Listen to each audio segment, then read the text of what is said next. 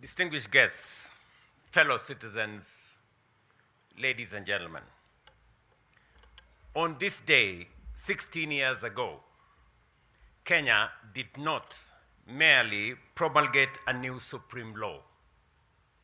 We entered a new constitutional order and renewed the covenant upon which our republic is established. Generations of Kenyans had struggled and sacrificed for this moment. They wanted a nation governed not by the whims of the mighty and powerful, but by the sovereign will of the people. A nation in which authority would be restrained by law, public office exercised as a trust, and every institution held accountable to the citizens it serves. With that in mind, Katiba Day, 16 years later, must be more than an annual anniversary. It must be a day of national accounting. We must take a collective pause and reflect on a few critical questions. Have we faithfully implemented the Constitution? Have we exercised the authority it confers upon us responsibly? Have we effectively delivered the rights that the Constitution guarantees? And have our institutions fully honored the purposes for which they were established? These questions apply to the executive, to parliament, to the judiciary, to the national and county governments, to constitutional commissions and independent offices, and to every state and public officer. Ladies and gentlemen, our Constitution performs two equally important principles. First, it restrains power.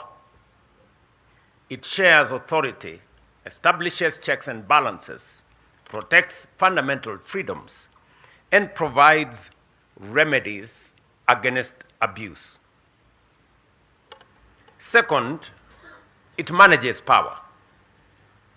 It commands the state to govern, protect, and provide and progressively realize the social and economic rights of the people. Our responsibility is to uphold both obligations. Power must be managed and rights must be assured. That is why Article 43 is central to any honest assessment of constitutional implementation.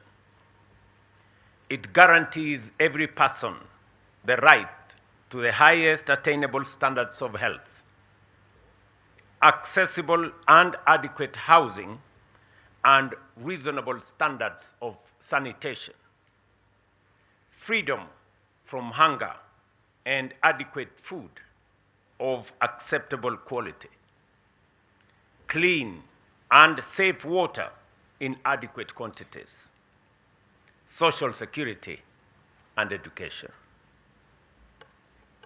It further declares that no person shall be denied emergency medical treatment and requires the state to provide appropriate social security to persons unable to support themselves and their dependents. These are not ornamental provisions placed in our Constitution. They are fundamental rights. Article 21 requires the state to take legislative, policy, and other measures, including the setting of standards to achieve the progressive realization of what I have stated. But progressive realization does not mean indefinite postponement. It recognizes that resources are finite, but requires every government to take reasonable, deliberate, concrete, and measurable steps towards fulfilling these rights.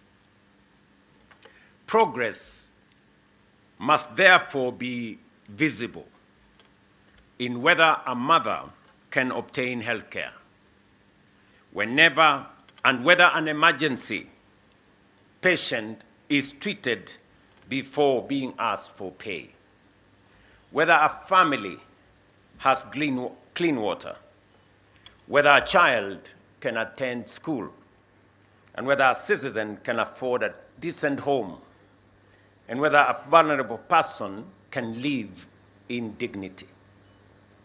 To my mind, therefore, the ultimate test of the constitutional implementation is not how often we quote the Constitution or invoke constitutionalism. It is how closely the daily experience of the citizens reflect the promise of the Constitution.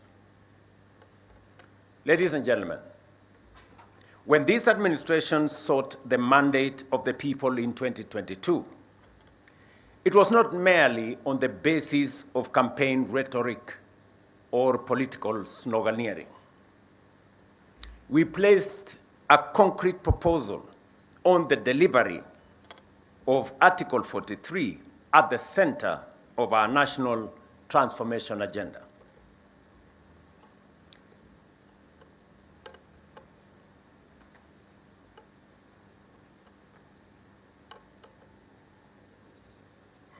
Universal health care, affordable housing, food security, education, and social protection became central pillars of our national transformation plan.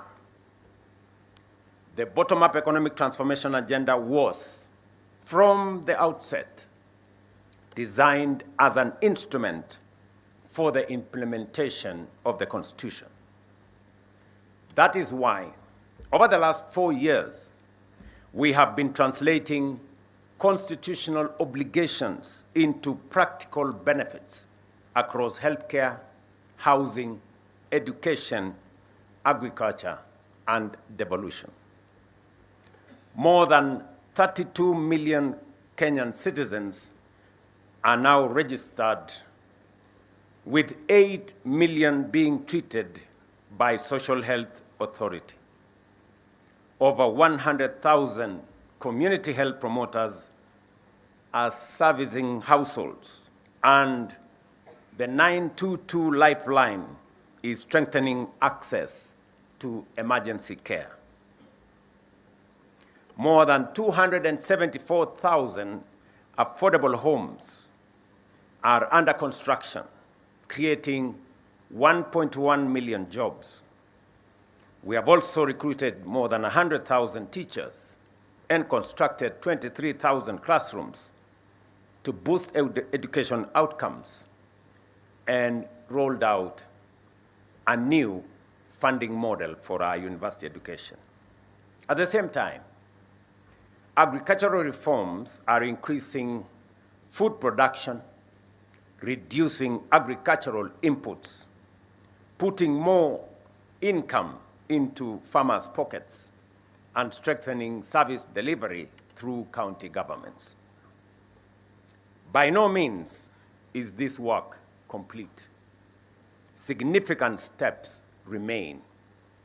Nevertheless, these interventions demonstrate that the promise of our new Constitution is steadily becoming the lived experience of more Kenyans today than was the case before. This same constitutional obligation must now guide the national conversation on Kenya beyond 2030. As we consider the country we want to build beyond the present development horizon, we must not begin, and we will not be beginning, from a barren place.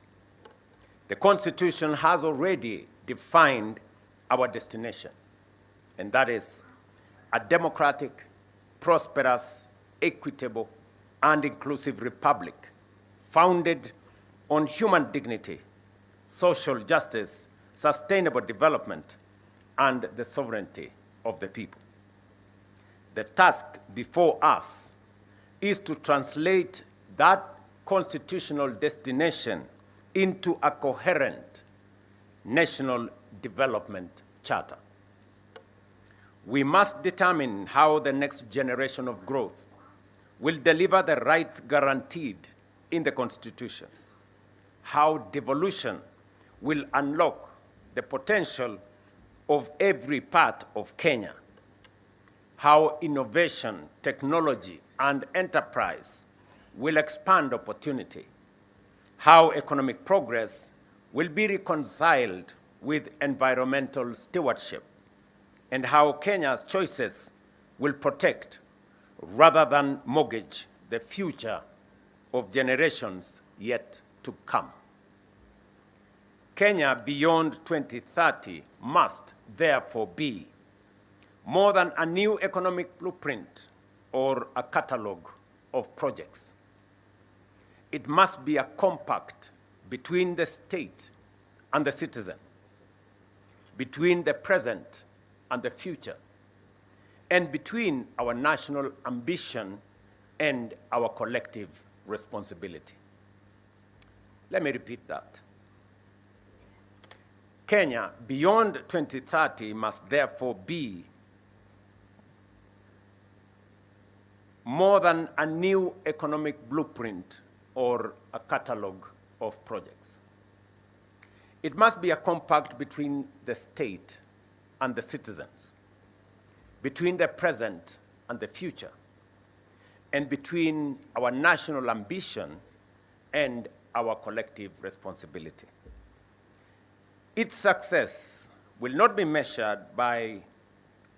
only be measured by the size of our economy, the height of our buildings, or the reach of our infrastructure. It will be measured by the dignity, opportunity, security, and quality of life enjoyed by every citizen.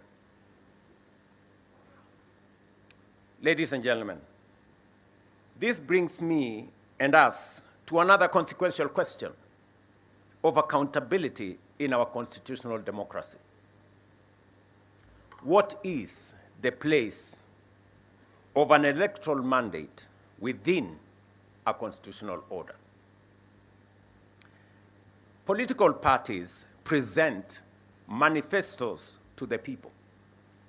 Citizens consider competing visions and elect a government. That mandate carries democratic legitimacy and imposes a responsibility on leaders to keep their word and deliver on their promise. The ballot gives the mandate. The Constitution establishes the boundaries. The public institutions ensure that both are respected. How much constitutional space must an elected government have to implement the program upon which it was elected? When that program is challenged, how should courts distinguish between reviewing constitutionality and making policy choices constitutionally entrusted to elected institutions? When a court finds that a policy violates the Constitution, how should the executive and parliament respond promptly and constructively. How should courts protect rights while remaining attentive to institutional roles, public resources, and practical consequences of their decisions? How do we preserve constitutional review without unnecessarily paralyzing legitimate government action? How do we ensure that checks and balances remain instruments of accountability and holding government to account rather than pathways to institutional gridlock? These questions do not constitute any attack on any institution or infringement on any institution. Judicial independence is non-negotiable. Courts must remain free to interpret the Constitution, protect rights, and invalidate unlawful action. Equally, executive, legislative, and judicial authority all derive legitimacy from the people and must be exercised in their service. Where a government acts unlawfully, it must obey the courts and correct its course. Where lawful policy choices fall within the constitutional authority of elected institutions, that democratic space must also be respected. Ladies and gentlemen, accountability also requires us to confront difficult moments in our recent national life. During the protests of 2024 and those that followed, young Kenyans and other citizens exercised their constitutional freedoms to speak, assemble, demonstrate, picket, and petition public authorities. Their message was clear. They wanted to be heard. They demanded greater accountability, better government, and a meaningful place in shaping the future of their nation. Those demands were not an assault on democracy. Peaceful protest, criticism, and dissent are essential to democracy. Yet, those protests also presented our republic with a profound constitutional question. How do we protect the citizens' right to protest while at the same time fulfilling the state's obligation to preserve constitutional order? The Constitution itself provides the starting point. Article 37 protects the right of every person peaceably and unarmed to assemble, demonstrate, picket, and present petitions to public authorities. That protection must be real.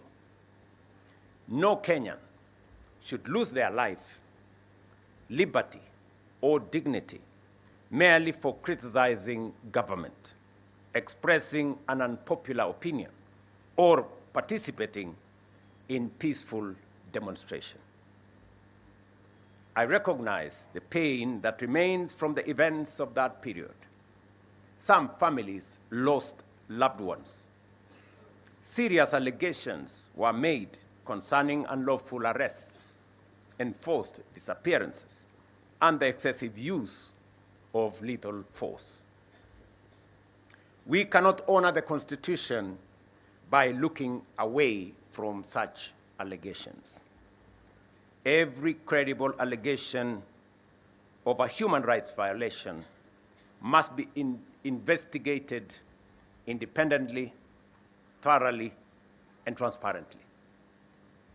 Where wrongdoing is established, those responsible must be held accountable in accordance with the law. At the same time, defending the rights of peaceful protesters does not require us to excuse crime committed under the cover of protest. The Constitution protects peaceful and unarmed assembly. It does not protect arson, looting, lawlessness, violence, intimidation, attacks on citizens, or the destruction of public and private property.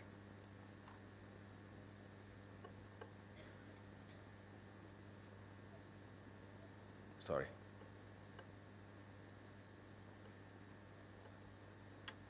We must therefore distinguish carefully between a citizen exercising a constitutional right and an individual committing criminal offenses.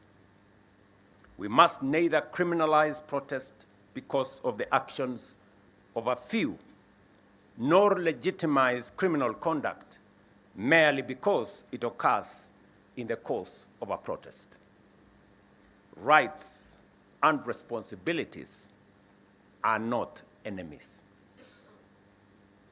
Responsibility protects the conditions in which everyone's right can be enjoyed. The right to protest carries a responsibility to remain peaceful and unarmed. The duty to maintain order carries an obligation to respect life, dignity, and the law. The authority to govern carries a responsibility to listen.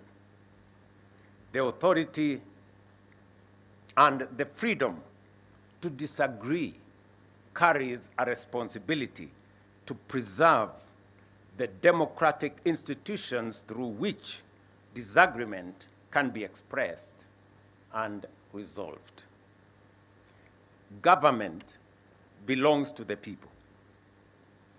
Parliament belongs to the people. The courts belong to the people. The institutions of the republic belongs to the people. They may be criticized, challenged, and required to account, but they must not be destroyed because they are the instruments through which the people govern themselves. Our national task, therefore, is not to choose between liberty and order. It is to build an order founded on liberty and to exercise liberty in a manner that preserves the constitutional order. Let me repeat that. Our national task, therefore, is not to choose between liberty and order. It is to build an order founded on liberty and to exercise liberty in a manner that preserves the constitutional order. Ladies and gentlemen, the Constitution belongs to all of us. Its authority binds all of us. Its rights protects all of us. Its responsibilities call on all of us to account. Accountability cannot end with defending institutional territory, observing procedures, or publishing reports. Ultimately, we must account for outcomes, whether we have protected the sovereignty of the people, upheld human dignity, preserved constitutional order, used public resources responsibly, and brought the rights guaranteed by our Constitution within the reach of more citizens. 16 years ago, we gave ourselves a transformative constitution. Our responsibility today is to fulfill its promise and build a democratic, prosperous, and transformed republic. That is the meaning of Katiba at 16. What we now say, Kenya yetu, wajibu wetu. I know there will be a robust conversation after this. I just thought of provoking us to have a conversation in this context as we celebrate our Constitution. And it is a moment for us to reflect collectively as a nation, not pointing fingers, not avoiding responsibility, not trying to excuse what is not right, but to honestly talk not at, but with each other. Thank you very much, and God bless you.